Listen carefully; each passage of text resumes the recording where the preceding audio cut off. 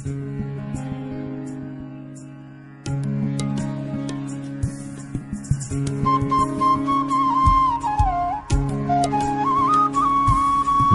ایک گہرا کنواں ہوں اس زمین پر، بے شمار لڑکے لڑکیوں کے لیے کہ ان کی پیاس بجھاتا رہوں۔ اس کی بے پناہ رحمت اسی طرح ذرے ذرے پر برستی ہے جیسے کنواں سب کی پیاس بجھاتا ہے۔ اتنی سی کہانی ہے میری، زین العابدین اور عاشی اماں کے بیٹے کی کہانی، اس لڑکے کی کہانی جو اخباریں بیچ کر اپنے بھائی کی مدد کرتا تھا، اس شاگرد کی کہانی جس کی پرورش شیو سبرمنی آئیر اور ایادورائی سولومن نے کی، اس ودیارتھی کی کہانی جسے پنڈلے ماسٹر نے تعلیم دی، ایم جی کے مینن اور پروفیسر سارا بھائی نے انجینئر کی پہچان دی، جو ناکامیوں اور مشکلوں میں پل کر سائنسدان بنا، اور اس رہنما کی کہانی جس کے ساتھ چلنے والے بے شمار قابل اور ہنرمند لوگوں کی ٹیم تھی۔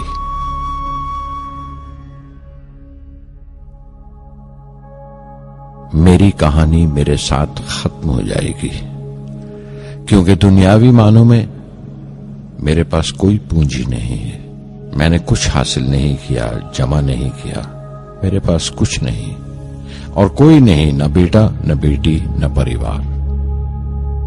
میں دوسروں کے لیے مثال نہیں بننا چاہتا، لیکن شاید کچھ پڑھنے والوں کو پریرنا ملے کہ انتم سکھ روح اور آتما کی تسکین ہے، خدا کی رحمت ان کی وراثت ہے۔ میرے پردادا اول، میرے دادا پکیر اور میرے والد زین العابدین کا خاندانی سلسلہ عبدالکلام پر ختم ہو جائے گا، لیکن خدا کی رحمت کبھی ختم نہیں ہوگی، کیونکہ وہ امر ہے، لافانی ہے۔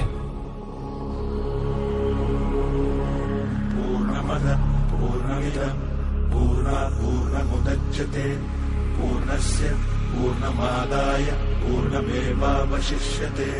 ॐ पूर्णमदः पूर्णमिदं पूर्णात् पूर्णमुदच्यते पूर्णस्य पूर्णमादाय पूर्णमेवावशिष्यते।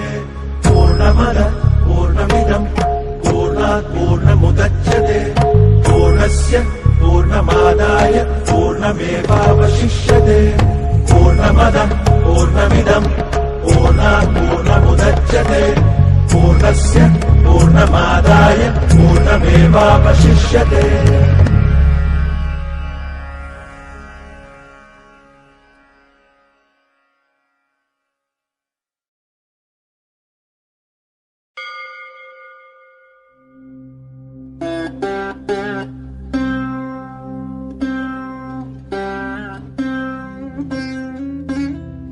میں شہر رامیشورم کے ایک مڈل کلاس تمل خاندان میں پیدا ہوا۔ میرے ابا زین العابدین کے پاس نہ تعلیم تھی نہ دولت، لیکن ان مجبوریوں کے باوجود ایک دانائی تھی ان کے پاس اور حوصلہ تھا، اور میری ماں جیسی مددگار تھی عاشی اماں۔ ان کی کئی اولادوں میں ایک میں بھی تھا، بلند قامت ماں باپ کا ایک چھوٹے سے قد والا معمولی شکل و صورت کا لڑکا۔ اپنے پشتینی مکان میں رہتے تھے ہم، جو کبھی 19ویں صدی میں بنا تھا۔ کافی وسیع اور پکا مکان تھا رامیشورم کی مسجد اسٹریٹ میں۔ میرے ابا ہر طرح کے عیش و آرام سے دور رہتے تھے، مگر ضروریات کی تمام چیزیں میسر تھیں۔ سچ تو یہ ہے کہ میرا بچپن بڑا محفوظ تھا، مادی طور پر بھی اور جذباتی طور پر بھی، مٹیریلی اینڈ ایموشنلی۔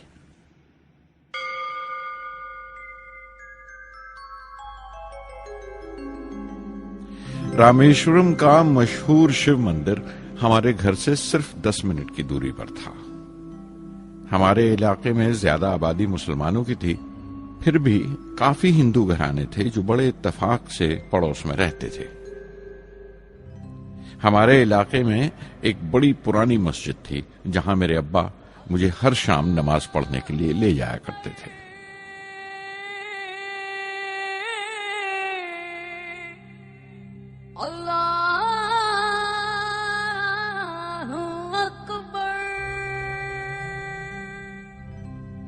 रामेश्वरम मंदिर के बड़े पुरोहित पक्षी लक्ष्मण शास्त्री मेरे अब्बा के पक्के दोस्त थे।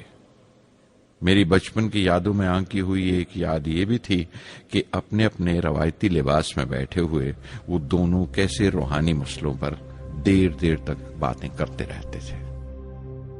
मेरे अब्बा मुश्किल से मुश्किल रूहानी मामलों को भी तमिल की आम जबान में बयान कर लिया करते थे। एक बार मुझसे कहा था, जब आफत आए तो आफत की वजह समझने की कोशिश करो, मुश्किलें हमेशा खुद को परखने का मौका देती हैं।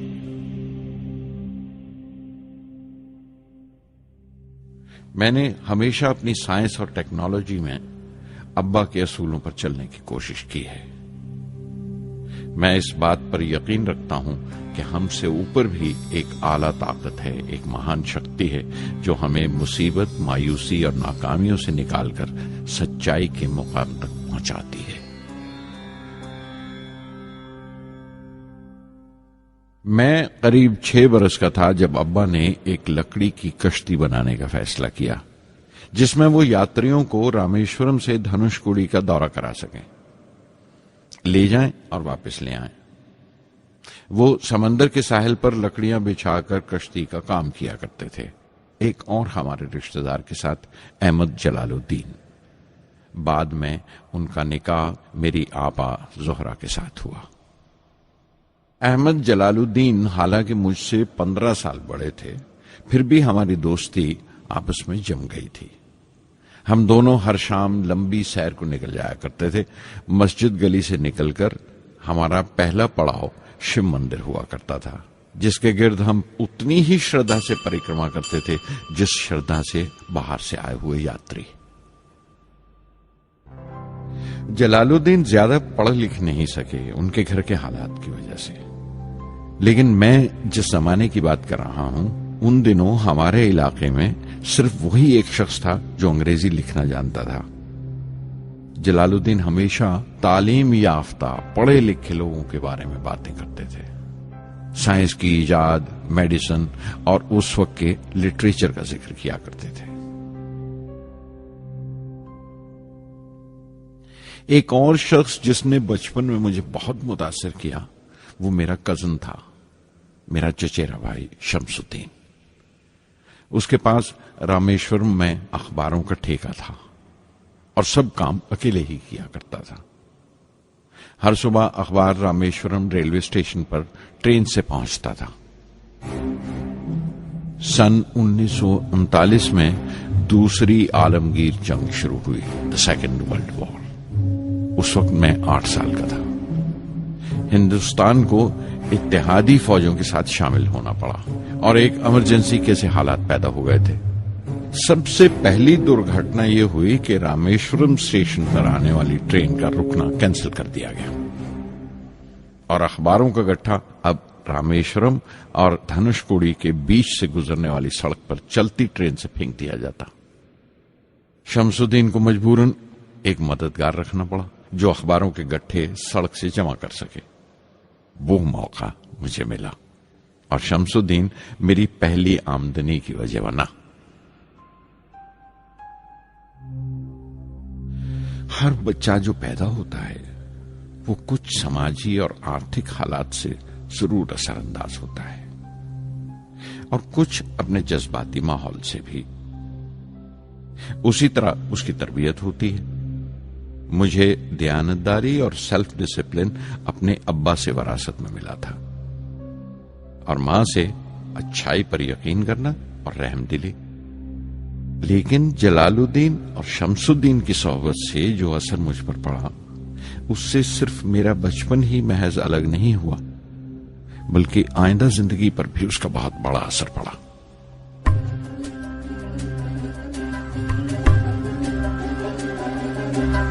தந்தை மகற்கு ஆற்றும் நன்றி அபயத்து முந்தி திருப்பச்செயல். தந்தை மகற்கு ஆற்றும் நன்றி அபயத்து முந்தி திருப்பச்செயல். திருப்பச்செயல். மகன் தந்தைக்கு ஆற்றும் உதவி இவன் தந்தை என்னோற்றான் கொள்.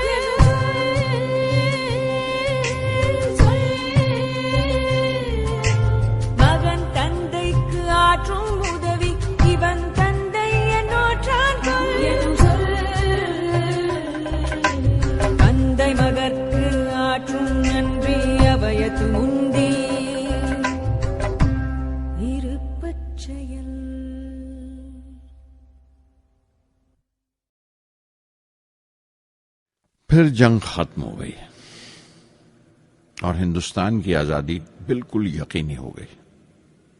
میں نے ابا سے رامیشورم چھوڑنے کی اجازت چاہی. میں ڈسٹرکٹ ہیڈ کوارٹرز رامناتھ پورم جا کر پڑھنا چاہتا تھا. شمس الدین اور جلال الدین میرے ساتھ رامناتھ پورم تک گئے مجھے شوارٹز ہائی اسکول میں داخل کرانے کے لیے. جانے کیوں وہ نیا ماحول مجھے راس نہیں آیا. رامناتھ پورم بڑا مصروف شہر تھا اور قریب 50,000 کی آبادی تھی، لیکن رامیشورم کا سکون اور اطمینان کہیں نہیں تھا. گھر بہت یاد آتا تھا اور گھر لوٹنے کا کوئی موقع میں چھوڑتا نہیں تھا. شوارٹز ہائی اسکول میں داخل ہونے کے بعد ایک 15 سالہ لڑکے کے تمام شوق جو ہو سکتے تھے میرے اندر جاگ اٹھے. میرے ٹیچر ایا دورائی سولومن بہترین رہبر تھے، گائیڈ اس نوجوان ذہن کے لیے جس کے سامنے زندگی کی بے شمار ممکنات کھلنے والی تھی.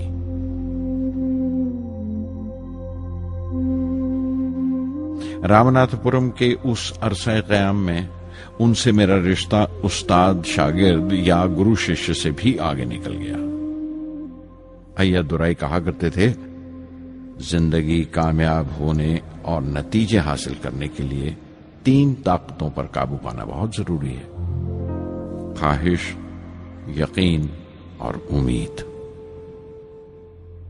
ایا دورائی سولومن جو بعد میں ریورنٹ ہو گئے کہا کرتے تھے، اس سے پہلے کہ میں چاہوں کچھ ہو جائے یہ ضروری ہے کہ میرے اندر اس کی پوری شدت سے خواہش ہو اور یقین ہو کہ وہ ہوگا.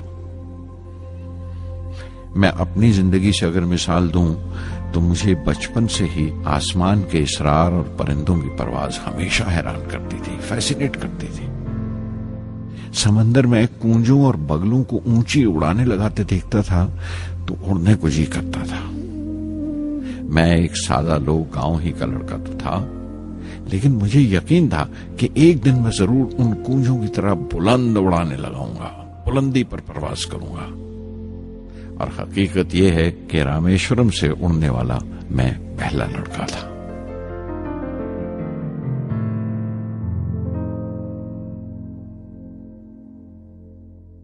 شوارٹز اسکول میں تعلیم ختم کرتے کرتے میرے اندر خود اعتمادی بس چکی تھی اور مجھے یقین تھا کہ میں ضرور کامیابی حاصل کروں گا. میں تعلیم آگے جاری رکھوں گا، اس میں کوئی دوسرا خیال نہیں تھا. سن 1950 میں انٹرمیڈیٹ پڑھنے کے لیے سینٹ جوزف کالج ٹریچی میں داخل ہو گیا. جب بی ایس سی ڈگری کے لیے میں نے سینٹ جوزف کالج میں داخلہ لیا تو ہائر ایجوکیشن کے معنی صرف اتنے ہی جانتا تھا. یہ نہیں جانتا تھا کہ ہائر ایجوکیشن کے لیے کچھ اور بھی ہو سکتا ہے. نہ یہ جانتا تھا کہ سائنس پڑھ کے فیوچر کے لیے اور کیا موقع حاصل ہو سکتے ہیں. بی ایس سی پاس کرنے کے بعد ہی جان پایا کہ فزکس میرا سبجیکٹ نہیں تھا. اپنے خواب کو پورا کرنے کے لیے مجھے انجینئرنگ میں جانا چاہیے تھا.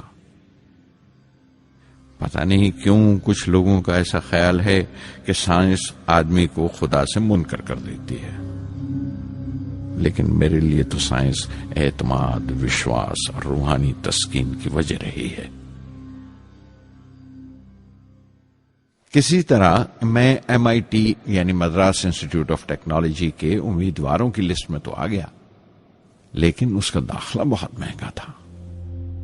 کم سے کم 1,000 روپے کی ضرورت تھی اور میرے ابا کے پاس اتنے روپے نہیں تھے.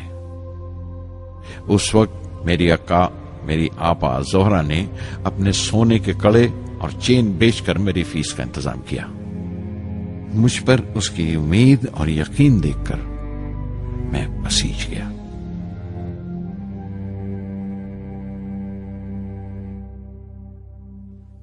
MIT میں سب سے زیادہ مزہ آیا. وہاں 2 ہوائی جہاز رکھے دیکھ کر جو اڑان سے بری کر دیے گئے تھے، مجھے ان کی طرف ایک عجیب سا کھچاؤ محسوس ہوتا تھا. اور جب سب لڑکے ہاسٹل لوٹ جاتے تھے میں کئی گھنٹے ان کے پاس بیٹھا رہتا تھا.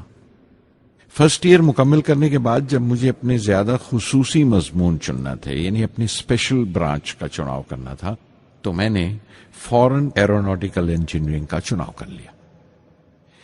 MIT کی تعلیم کے دوران مجھے 3 ٹیچرز نے بہت متاثر کیا: professor Sponder, professor KAV Pandalai, professor Narasingha Rao. Professor Sponder technical aerodynamics سکھاتے تھے۔ ایروناٹیکل انجینئرنگ میں داخلے سے پہلے میں نے ان سے صلاح لی تھی۔ انہوں نے سمجھایا تھا کہ مجھے مستقبل کا فیصلہ کرنے سے پہلے مستقبل کی ممکنات کے بارے میں نہیں سوچنا چاہیے، بلکہ سوچنا چاہیے ایک اچھی بنیاد کے لیے اور اپنے رجحان اور اشتیاق کے بارے میں کہ اس میں کتنی شدت ہے، میرے ایپٹیچیوڈز اور ایسپریشن میں کتنی انٹینسٹی ہے۔ میں خود بھی ہونے والے انجینئرنگ اسٹوڈنٹس سے کہنا چاہتا ہوں کہ جب وہ اپنا اسپیشلائزیشن کا چناؤ کریں تو یہ دیکھیں کہ ان میں کتنا شوق ہے، کتنا اتساہ ہے اور لگن ہے اس شعبے میں جانے کے لیے۔ پروفیسر KAV پنڈلے نے مجھے ایرو اسٹرکچر ڈیزائن سکھایا اور اس کا تجزیہ بھی، وشلیشن، انالیسس بھی۔ وہ بڑے خوش دل اور دوست ٹیچر تھے اور ہر سال کوئی نہ کوئی نیا طریقہ، نیا نظریہ لے کر آتے تھے کورس میں۔ پروفیسر نرسنگھ راؤ میتھمیٹیشین تھے، وہ ایروڈائنمکس کی تھیوری سکھایا کرتے تھے۔ ان کی کلاس میں داخل ہو کر مجھے میتھمیٹیکل فزکس باقی تمام سبجیکٹس سے زیادہ اچھا لگنے لگا۔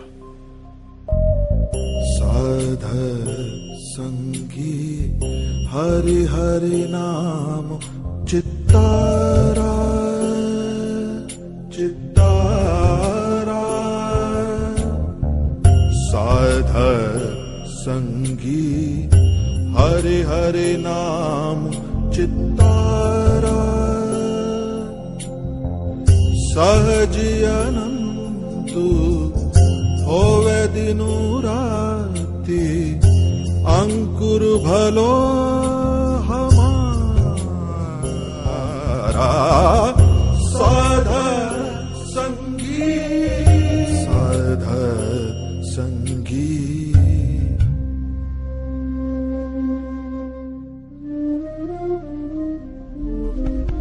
گرو پورا بھیٹیو بڑ بھاگی، گرو پورا بھیٹیو بڑ بھاگی، جاکو انت نہ پاراوارا، انت نہ پاراوارا،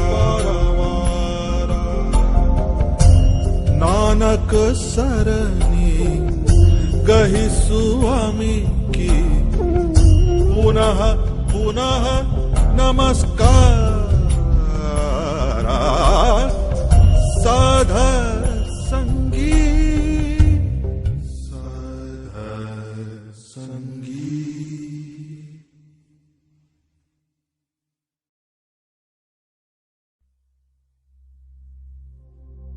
MIT سے میں بنگلور کے ہندوستان ایروناٹکس لمیٹڈ HAL میں بطور ٹرینی داخل ہو گیا۔ HAL سے جب میں ایروناٹیکل انجینئرنگ گریجویٹ بن کر نکلا تو زندگی نے 2 موقع میرے سامنے کھڑے کر دیے اور دونوں میری پرواز کے دیرینہ خواب پورے کر سکتے تھے۔ ایک موقع تھا ایئر فورس کا، دوسرا منسٹری آف ڈیفنس میں directorate of technical development and production کا۔ میں نے دونوں میں عرضی بھیج دی اور بیک وقت دونوں سے انٹرویو کا بلاوا آ گیا۔ ایئر فورس کے لیے مجھے دہرادون بلایا گیا تھا اور ڈیفنس کے لیے دہلی۔ میرے دونوں مقام 2000 کلومیٹرز کے فاصلے پر تھے۔ یہ پہلا موقع تھا میرا اپنے وسیع اور وراٹ وطن کو دیکھنے کا۔ کھڑکی پر بیٹھا میں اس دیش کی سرزمین کو پاؤں تلے سے بہتا ہوا دیکھ رہا تھا۔ حیران تھا کہ اتر کی طرف سفر کرتے ہوئے ایک ہی ملک کا لینڈسکیپ کیسے بدلتا چلا جاتا ہے۔ میں 1 ہفتہ دہلی میں ٹھہرا، ڈیفنس منسٹری کا انٹرویو دیا۔ انٹرویو اچھا ہوا تھا۔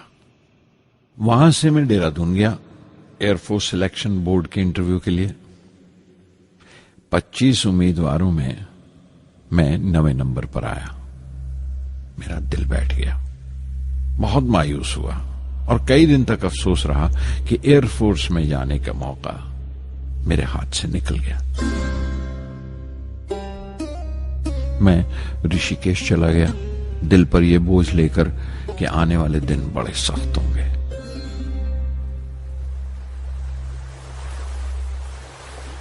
گنگا میں اسنان کیا اور پھر چلتا ہوا پاس کی پہاڑی پر شیوانند آشرم تک پہنچ گیا۔ سوامی شیوانند سے بھیٹ ہوئی۔ دیکھنے میں بالکل گوتم بدھ لگتے تھے، سفید دودھیا دھوتی اور پاؤں میں لکڑی کی کھڑاؤں۔ ان کی بچوں سی معصوم مسکان اور سادہ دلی دیکھ کر بہت پربھاوت ہوا میں نے بتایا انہیں کیسے میں انڈین ایئر فورس میں بھرتی ہونے سے رہ گیا اور میری کتنی شدید خواہش تھی آسمانوں میں اڑنے کی، پرواز کرنے کی۔ وہ مسکرا دیے اور بولے، خواہش اگر دل و جان سے نکلی ہو، وہ پوتر ہو اور اس میں شدت ہو، تو اس میں کمال کی ایک الیکٹرو میگنیٹک انرجی ہوتی ہے، ایک برقی مقناطیسی طاقت ہوتی ہے۔ دماغ جب سوتا ہے تو وہ انرجی رات کی خاموشی میں باہر نکل جاتی ہے اور صبح کائنات برہمانڈ سے ستاروں کی گتی رفتار کو اپنے ساتھ سمیٹ کر دماغ میں لوٹ آتی ہے۔ اسی لیے جو سوچا ہے اس کی سرشٹی اوشیہ ہے، وہ تخلیق ہوگا۔ تم وشواس کرو اس ازلی بندھن پر، اس وچن پر کہ سورج پھر لوٹے گا، بہار پھر سے آئے گی۔ میں دہلی لوٹ آیا، ڈیفنس سے اپنا انٹرویو کا نتیجہ دریافت کیا۔ جواب میں مجھے اپوائنٹمنٹ لیٹر تھما دیا گیا اور اگلے دن سے سینئر سائنٹیفک اسسٹنٹ مقرر کر دیا گیا، 250 روپے کی ماہانہ تنخواہ پر۔ 3 سال گزر گئے۔ انہیں دنوں بنگلور میں ایروناٹیکل ڈیولپمنٹ اسٹیبلشمنٹ ADE کا ایک نیا محکمہ کھلا اور مجھے وہاں پوسٹ کر دیا گیا۔ بنگلور کانپور سے بالکل مختلف شہر تھا۔ میں اپنے ڈائریکٹوریٹ کی پوسٹنگ کا پہلا سال وہاں گزار چکا تھا۔ دراصل ہمارے دیش میں یہ ایک عجیب طریقہ ہے، ایک عجیب سا ڈھنگ ہے اپنے لوگوں کو حد درجہ تک نچوڑ لینے کا، جو ہمارے لوگوں کو انتہا پسند بنا دیتا ہے۔ شاید اس لیے کہ صدیوں اس دیش نے غیر ملکی تہذیبوں کے زخم بھی کھائے ہیں اور انہیں اپنے دامن میں جگہ بھی دی ہے۔ الگ الگ حکمرانوں سے وفا کرتے کرتے ہم اپنی حیثیت، اپنی یکتائی کھو بیٹھے ہیں، بلکہ ہم نے ایک اور ہی قسم کی خوبی پیدا کر لی ہے کہ ایک ہی وقت میں رحم دل بھی ہیں اور بے رحم بھی، حساس بھی ہیں اور بے حس بھی، جتنے گہرے ہیں اتنے ہی سطحی۔ اوپر سے دیکھو تو ہم بڑے خوش رنگ اور خوبرو نظر آتے ہیں، لیکن کوئی غور سے دیکھے تو اپنے حکمرانوں کی ایک بے ڈھب نقل سے زیادہ کچھ نہیں ہے۔ میں نے کانپور میں کلے میں دبائے ہوئے پان والے نواب واجد علی شاہ کے نقلچی بہت دیکھے، اور بنگلور میں فرنگیوں کے انداز میں کتے کی زنجیر تھامے ٹہلتے ہوئے صاحبوں کی کمی نہیں تھی۔ بنگلور میں رہ کر میں رامیشورن کی سکون اور گہرے شانت واتاورن کے لیے ترستا تھا۔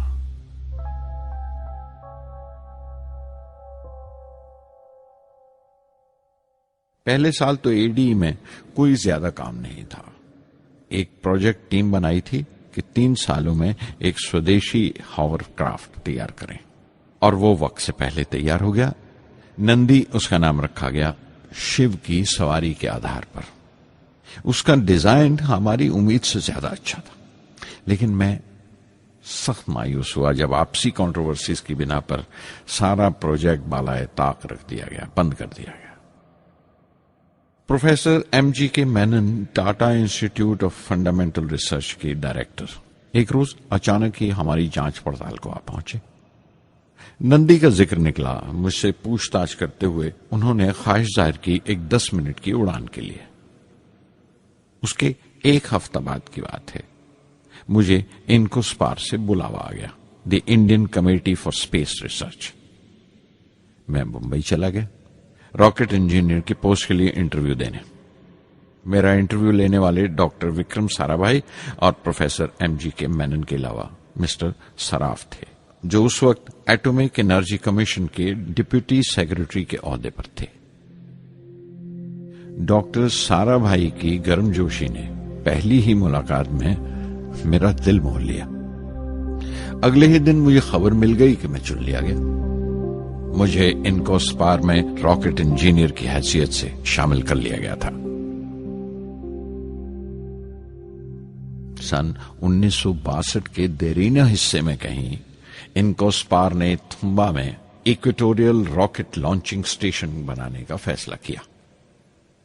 تھمبا کیرلا میں تریویندرم سے پرے ایک دور دراز کے اونگتے سے گاؤں کا نام ہے۔ ہندوستان میں یہ ماڈرن راکٹ بیسڈ ریسرچ کی ایک دبی سی ابتدا تھی، ہلکی سی شروعات۔ اس کے فوراً بعد ہی مجھے 6 ماہ کے لیے امریکہ بھیج دیا گیا، ناسا میں راکٹ لانچنگ کی ٹریننگ کے لیے۔ جانے سے پہلے میں تھوڑا سا وقت نکال کر رامیشورم گیا۔ میرے ابا میری اس کامیابی کے لیے بہت خوش ہوئے اور مجھے اسی مسجد میں لے جا کر شکرانے کی نماز ادا کی۔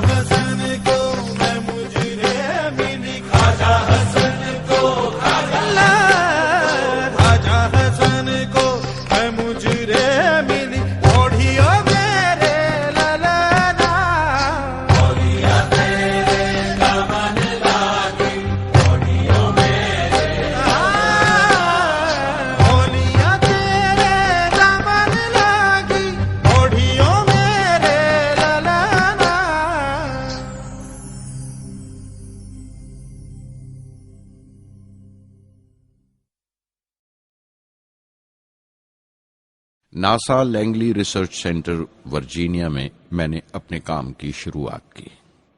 بعد میں گودارڈ اسپیس فلائٹ سینٹر میری لینڈ چلا گیا۔ میں اپنا امپریشنز امریکنز کے بارے میں بینجامن فرینکلن کے اس جملے سے بیان کر سکتا ہوں: جن باتوں سے تکلیف ہوتی ہے ان سے تعلیم بھی ملتی ہے۔ ہندوستانی تنظیموں میں، یہاں کی آرگنائزیشنز میں ایک بڑی مشکل ہے۔ جو اوپر ہیں وہ بڑے مغرور ہیں، اپنے سے چھوٹوں کی، جونیئرز اور سب آرڈینیٹس کی رائے لینا اپنی حد تک سمجھتے ہیں۔ کوئی شخص بھی اپنی خوبی دکھا نہیں سکتا اگر آپ اسے ملامت ہی کرتے رہیں۔ اصول اور پابندی، پابندی اور سختی، سختی اور ظلم کے بیچ کی لائن بڑی مہین ہے، باریک ہے، اس کی پہچان بہت ضروری ہے۔ میں جیسے ہی ناسا سے لوٹا، فوراً بعد ہندوستان کا پہلا راکٹ لانچ واقع ہوا، 21 نومبر سن 1963۔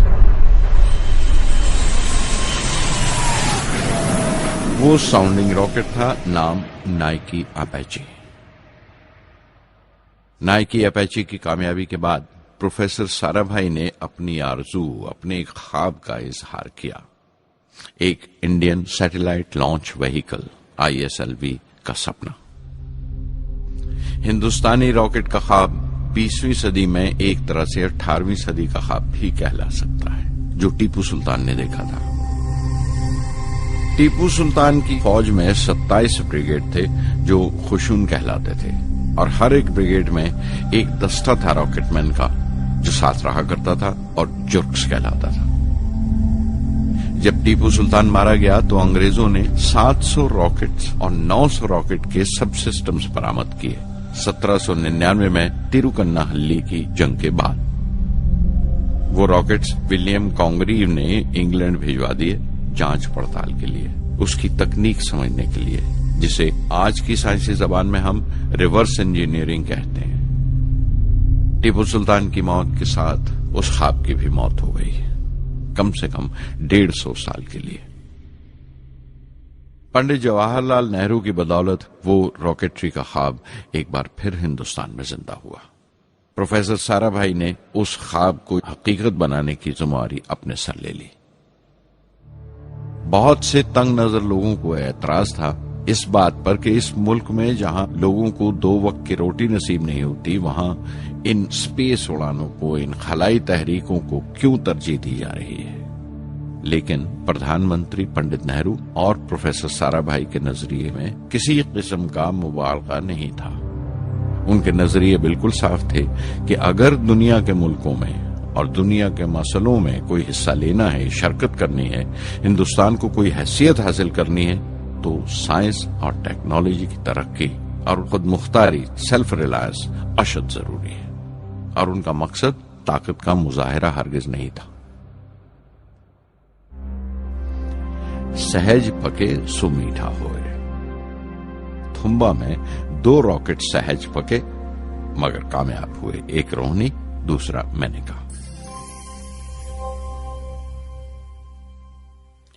اگلا سال لگا ہی تھا جب پروفیسر سارا بھائی نے مجھے دہلی بلا بھیجا۔ ایک میٹنگ تھی اور میٹنگ میں group captain V S Narayanan سے میرا تعارف کرایا گیا جو ایئر ہیڈ کوارٹرز سے تھے۔ پروفیسر سارا بھائی نے ریٹو تیار کرنے کا ارادہ ظاہر کیا، rocket assisted take of system, ایک ملٹری ایئر کرافٹ جو راکٹ کی مدد سے اڑایا جا سکے بڑی چھوٹی سی جگہ میں۔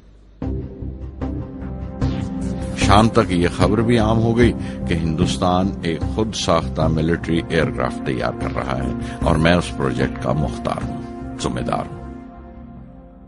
میں کئی طرح کے جذبات سے بھر گیا، خوش بھی تھا، شکر گزار بھی، خوش قسمت بھی، اور ایک احساس ہوا تکمیل کا، فلفلمنٹ کا۔ 19ویں صدی کے ایک شاعر کی یہ سطریں بہت یاد آئیں، ہر دن کے لیے تیار رہو، ہر دن کو ایک طرح ہی ملو، جب اوکھلی ہو برداشت کرو، جب دستہ ہو تو وار کرو۔ ریٹو پہ کام کرتے ہوئے 2 اہم واقعات ہوئے۔ پہلا تو یہ تھا کہ اپنے دیش میں پہلی بار اسپیس ریسرچ کا 10 سالہ پروگرام تیار ہوا جس کے آتھر تھے پروفیسر سارا بھائی۔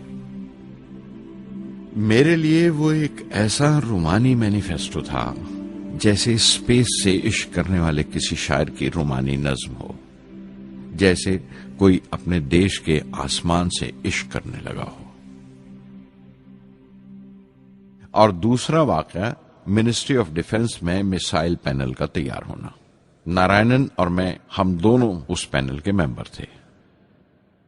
اس وقت تک بھوش کی آنے والی SLV سیٹلائٹ لانچ وہیکل کا ناک نقشہ بھی تیار ہو چکا تھا۔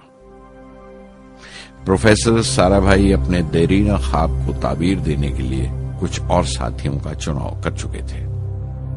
میں خود کو خوش قسمت سمجھتا ہوں کہ مجھے اس پروجیکٹ کا لیڈر چنا گیا۔ اس پر پروفیسر سارا بھائی نے مجھے ایک اور ذمہ داری بھی سونپی کہ لانچ کی 4تھی سٹیج میں ہی ڈیزائن کروں۔ یہ معمول تھا، میرا عادت تھی کہ ہر میسائل پینل کی میٹنگ کے بعد میں جا کر پروفیسر سارا بھائی کو پوری تفصیل، پوری رپورٹ دیتا تھا۔ دہلی میں ایسی ہی ایک میٹنگ کے بعد 23 دسمبر 1971 کو میں تریویندرم لوٹ رہا تھا، اور اس دن پروفیسر سارا بھائی تھمبا میں SLV کا معائنہ کرنے گئے ہوئے تھے۔ دہلی ایئرپورٹ کے لاؤنج سے میں نے انہیں فون کیا، پینل میٹنگ کی تفصیل بتائی۔ پروفیسر سارا بھائی نے مجھے کہا کہ میں تریویندرم ایئرپورٹ پر ان کا انتظار کروں۔ میں جب تریویندرم پہنچا تو فضا میں ایک ماتم بچھا ہوا تھا۔ مجھے خبر دی گئی کہ پروفیسر سارا بھائی نہیں رہے۔ چند گھنٹے پہلے دل کا دورہ پڑنے سے ان کا انتقال ہو گیا۔ میں تھرا کے رہ گیا۔ چند گھنٹے پہلے ہی تو میں نے ان سے بات کی تھی، میرے لیے وہ بہت بڑا صدمہ تھا۔ پروفیسر سارا بھائی میری نظر میں انڈین سائنس کے راشٹر پتا ہیں، جیسے راشٹر کے پتا مہاتما گاندھی ہیں۔ انہوں نے اپنی ٹیم سے رہنما پیدا کیے اور خود اپنے عمل سے ان کے لیے مثال ثابت ہوئے۔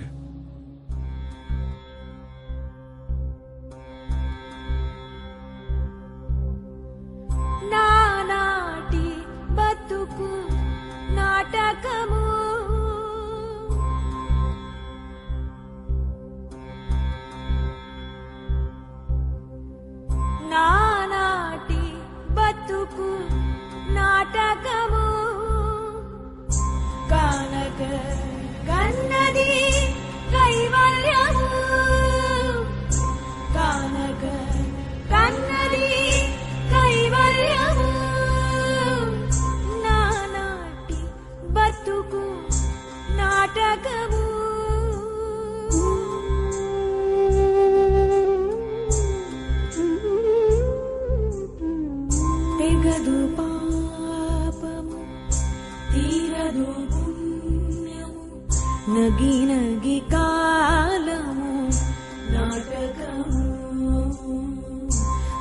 తీరదు పాపము తీరదు పుణ్యము నగి నగి కాలము నాటకము